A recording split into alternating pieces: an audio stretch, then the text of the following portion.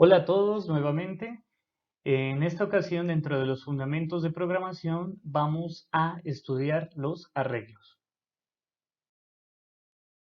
En programación se definen como un grupo o colección finita, homogénea y ordenada de elementos. Eso es un arreglo. Recuerden, un grupo o colección finita, homogénea y ordenada de elementos. ¿A qué hace referencia que sea una colección finita? Por supuesto, debido a las restricciones que tenemos del recurso informático, siempre vamos a tener un grupo que va a tener un fin numérico, como el nombre le indica. ¿Ok? No lo podemos dejar abierto, por supuesto, por las limitaciones precisamente computacionales.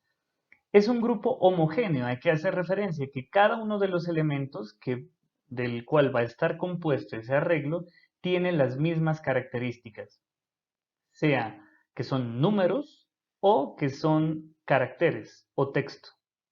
Y a la vez esa secuencia o ese grupo es ordenado, toda vez que, como lo vamos a identificar, se establecen en una dirección como elementos dentro de ese arreglo, todo lo que nosotros vamos a almacenar, y vendrán precisamente ordenados en forma numérica. Entonces, puede ser entendida como una variable segmentada en espacios. Tengamos en cuenta que las variables que nosotros hemos definido con un nombre en particular, arbitrario que nosotros podamos colocar, tendrá la posibilidad de almacenar un dato. Eso es lo que hace una variable. En esta ocasión vamos a utilizar los arreglos para incluir distintos datos o varios datos en esto que yo le he puesto aquí como una, entre comillas, variable segmentada en espacios. No es precisamente el concepto más técnico, pero imagínense que ahora ya no vamos a poder almacenar un solo valor en una variable, sino diferentes valores. Entonces, cada espacio de ese arreglo o su correspondiente elemento, que es lo que está guardado en ese espacio, tiene un índice que lo identifica. Ese índice va a estar simbolizado como un número natural.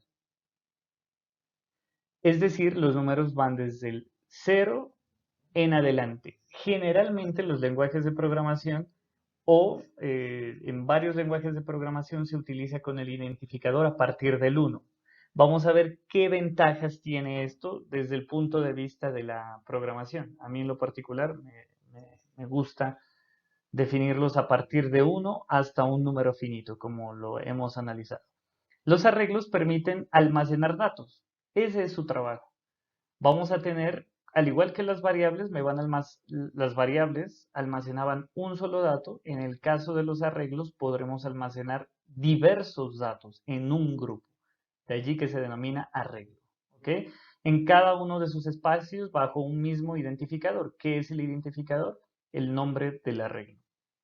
Cada uno de los datos almacenados en el arreglo se denominan elementos. También eso tenemos que tenerlo claro.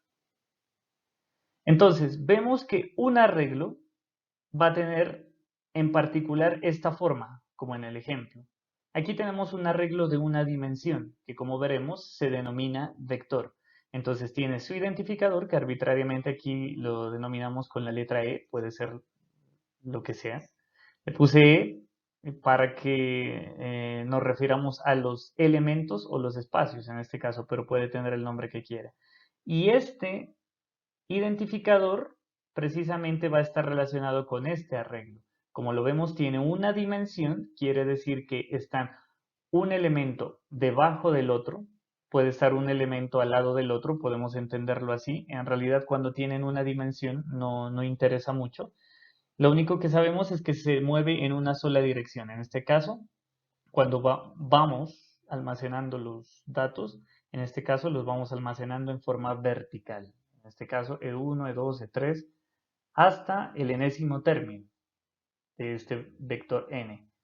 Por supuesto que lo podemos entender también en el sentido horizontal. En realidad, cuando construimos un vector de una sola dimensión, no interesa hacia qué dirección yo dibuje el vector, que sería mi representación mental de lo que es el vector.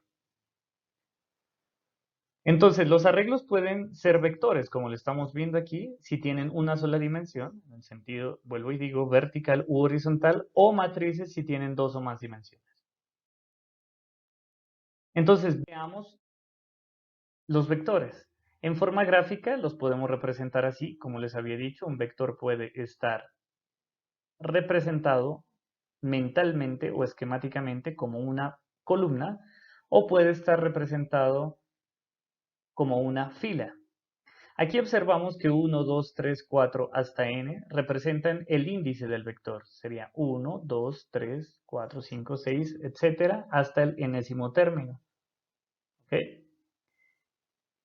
¿Cómo se observa? El vector es una fila o columna. Aquí es como se quiere entender. Realmente en programación, cuando estamos construyendo un vector, simplemente vamos a ver que el uno va a estar al lado del otro. Como dijimos que eh, es un arreglo, entonces dijimos que los elementos que íbamos a guardar iban a estar almacenados en orden. Recuerden que estos elementos son homogéneos. Iban a estar en orden del 1 hasta el n, pero entonces poco nos importa su dirección. Y lo que vamos a hacer primero es crear un vector llamado lista. Ya sabemos cuál es el concepto. Le pusimos lista, un nombre pues poco creativo, digámoslo así, pero es muy diciente, ¿sí o no? Lista. No se tiene que llamar siempre lista, puede llamarse como ustedes quieran. En algunos software de programación recuerden que no puedo comenzar con un número. 2, lista. ¿Okay? Generalmente se comienza con una letra, pero de ahí en adelante ustedes lo pueden llamar con una palabra, con un acrónimo, con una sigla, generalmente sin utilizar los puntos, por ejemplo. Y vamos a crear esa lista. Entonces, lo primero que tenemos que hacer es definir la lista definir la lista. Como ya hemos configurado para que nos obligue a definir la lista, simplemente definimos al igual que una variable, definimos si es entero, si es real, si es texto, ¿ok? En esos cajoncitos, ¿qué vamos a meter? ¿Números o letras? Y si son números o son palabras. Si son números, si son caracteres, que son las letras, o palabras, que es lo que se conoce como string. Entonces, ¿qué es o cadena? Eso tenemos que definir al comienzo. Entonces vamos a crear un vector arbitrariamente de números enteros. ¿Ok?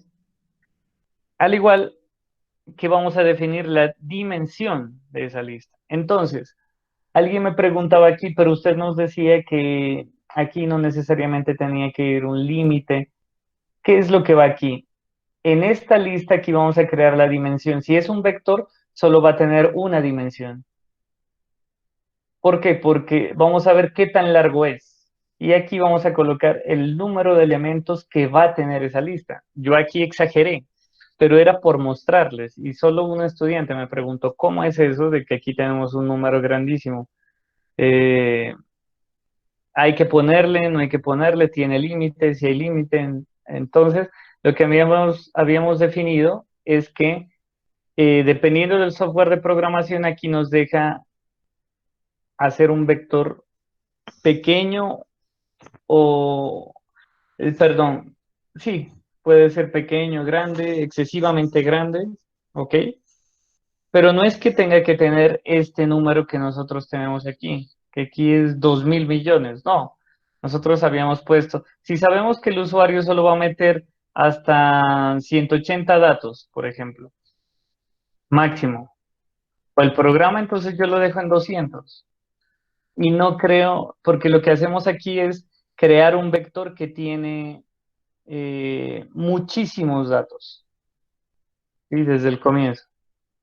Pero yo también puedo crear un número grande, por si acaso, porque digo, de pronto al usuario se le ocurre meter un número muy grande.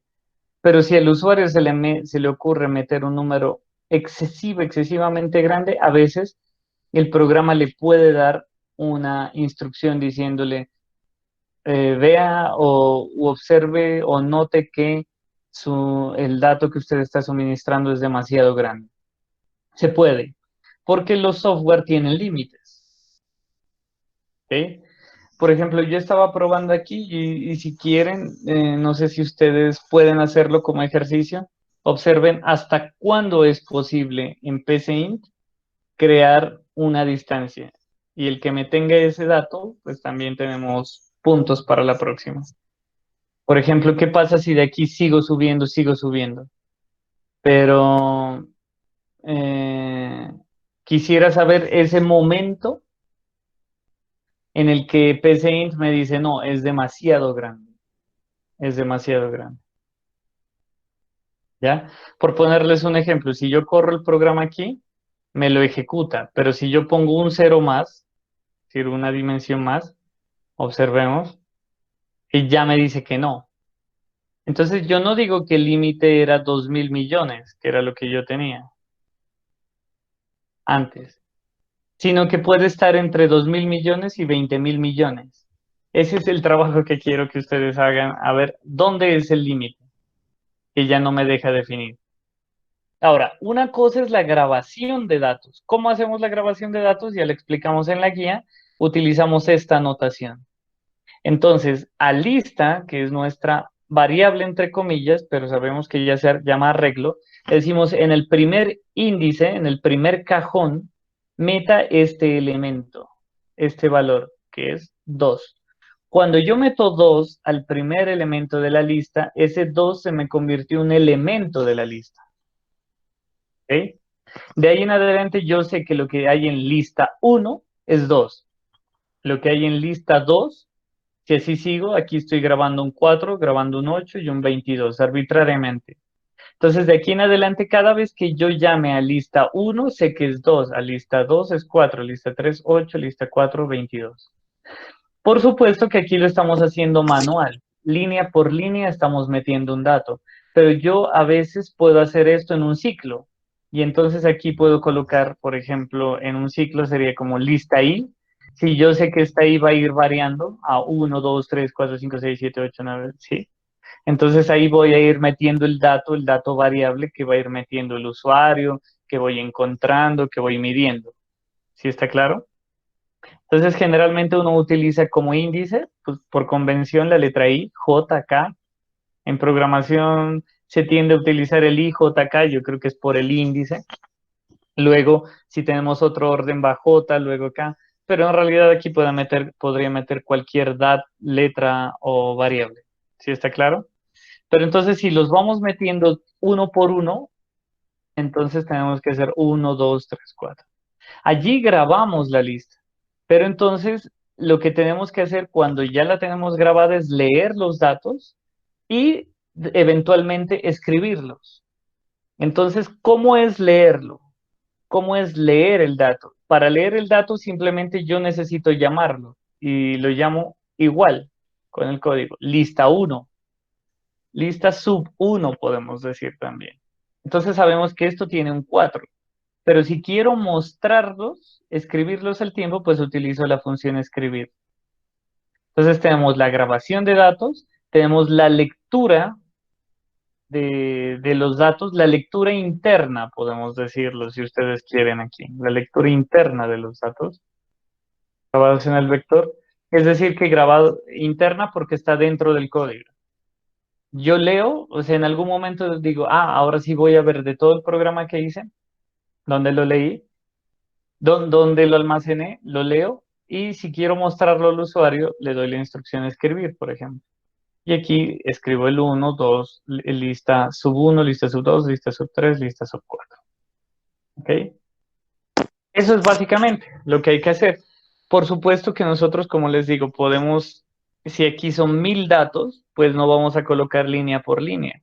Adicionalmente, cuando hicimos esos problemas tipo n datos, entonces a veces son 3, a veces son 10, a veces son 500, a veces son 900. Entonces son 1.000 o más. Como vemos, este es el código resultante. Dejamos la lista con una dimensión de 20, teniendo en cuenta que vamos a llenar solo unos pocos valores. El proceso que vamos a utilizar en este caso para llenar los valores en el vector sería un proceso elemento por elemento, donde introducimos según este ejemplo 2 en el lugar 1 en el espacio 1, 4 en el espacio 2, 8 en el espacio 3, 22 en el espacio 4. Al final, entonces, la idea de esa lectura interna y de escritura la podemos hacer a través del comando escribir. Entonces escribiríamos básicamente lo que almacenamos en el vector en las 4 posiciones. 1 en la posición 2, en la posición 3 y 4. Y veremos cuál es el resultado. Entonces observamos aquí que nos da en una sola línea, porque es el comando escribir sin saltar, el comando escribir normal, nos escribe los datos almacenados que son 2, 4, 8 y 22, 2, 4, 8 y 22, con un espacio entre cada elemento. Bueno, eso es todo con respecto a este primer ejemplo y a la grabación de elemento por elemento en un arreglo, específicamente aquí en un vector. Por supuesto que después veremos otras formas en las cuales podemos grabar los datos en forma más sistemática en los arreglos, particularmente en los vectores. Una de esas formas es la grabación mediante ciclos. Espero que les haya gustado y nos vemos en la próxima.